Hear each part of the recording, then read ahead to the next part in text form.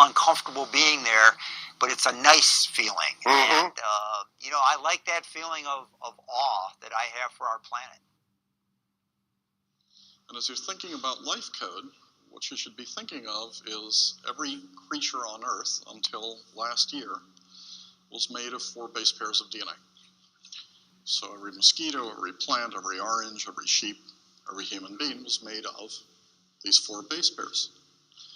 As of last year, you can swap out 2 of these base pairs, and you can make creatures with XY instead of AT.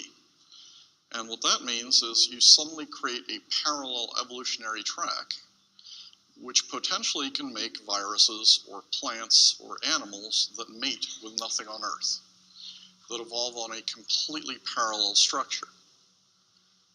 And as you're thinking of those structures, what it basically means is the argument is that life turns out to be code.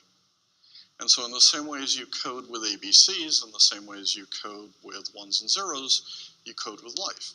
And if you code with life, then you write sentences with life. And as you've been seeing in the CRISPR talks, or in the evolution talks, or in the biochemistry talks, or in the biotech talks, in essence what that means is you can rewrite sentences of life. And if you can rewrite sentences of life, then you can build great big coding centers.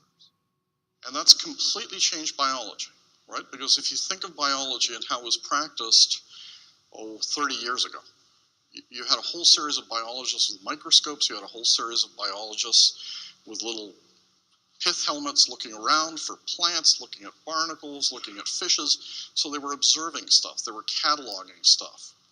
And biology was basically reactive, right? It's how does a plant grow?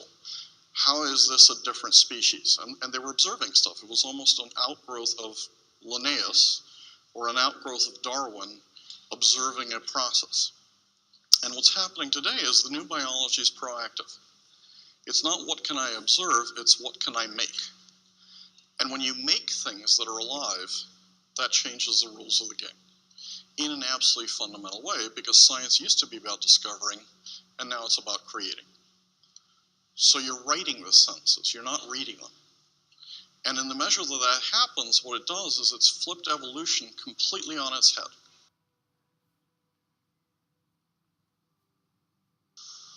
And you can use instruments like CRISPR to begin to edit. And it begins to give you control over what bodies look like. Because what you're doing is you're editing, altering, inserting, and deleting. And maybe you're not just going to do that with body parts.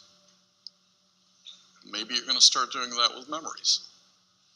Because it's not just the human genome we're decoding, we're also beginning to decode the brain.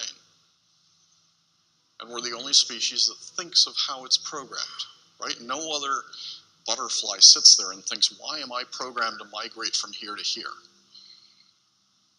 There's no sheep that's sitting there saying, why am I programmed to like eating grass? But we really do think about, why are we programmed this way? Why do we feel this way? So we go to the psychotherapist to get reprogrammed, right? When you can fire neurons, you control memory pathways. So you can begin to insert memories. You can begin to alter memories. You can begin to delete memories. You can incentivize smells. You can incentivize movement. You're taking some pretty fundamental aspects of humanity. And there might be 1 or 2 ethical, moral implications to all this, which we might want to think about. Some people say, this is unnatural, this is dangerous, this is X, this is Y. We certainly have to consider the ethical, moral, legal implications of work that fundamentally alters life code. Why would anybody want to do this?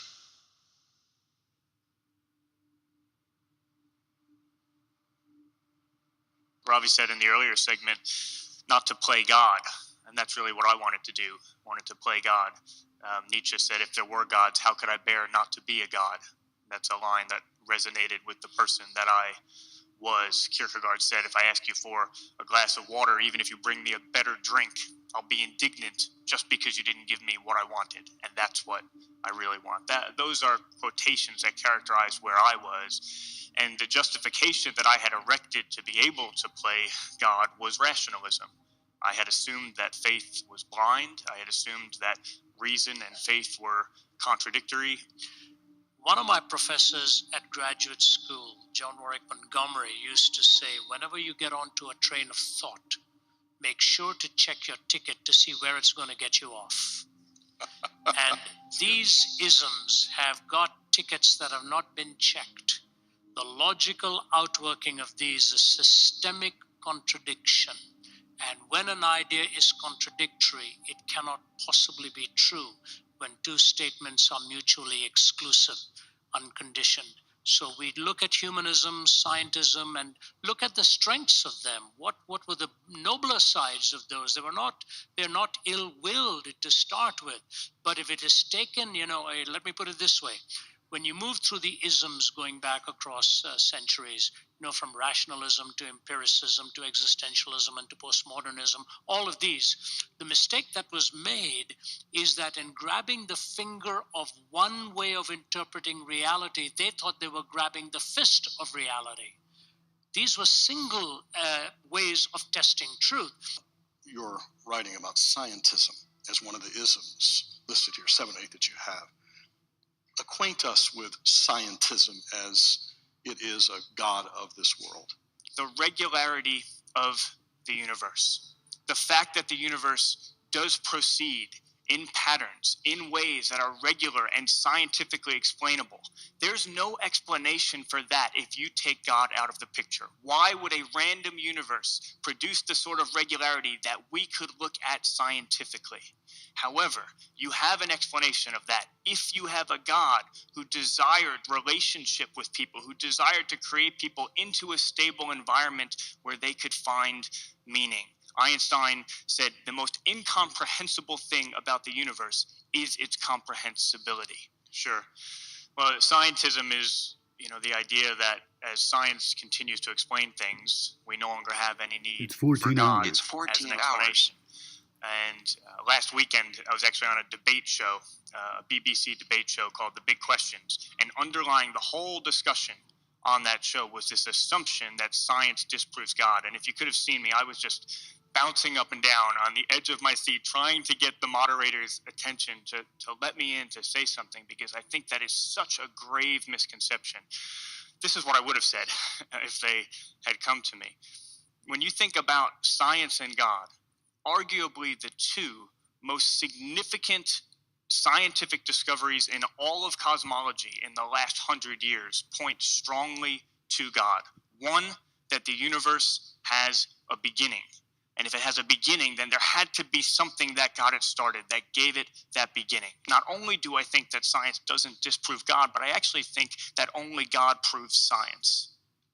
And the Christian is the only one who can put all of these together in rationalism and existentialism and empiricism. The Christian is not against these testing of truth claims. He or she is just making the case that if you want a coherent worldview, then the metaphysical side has to be examined too.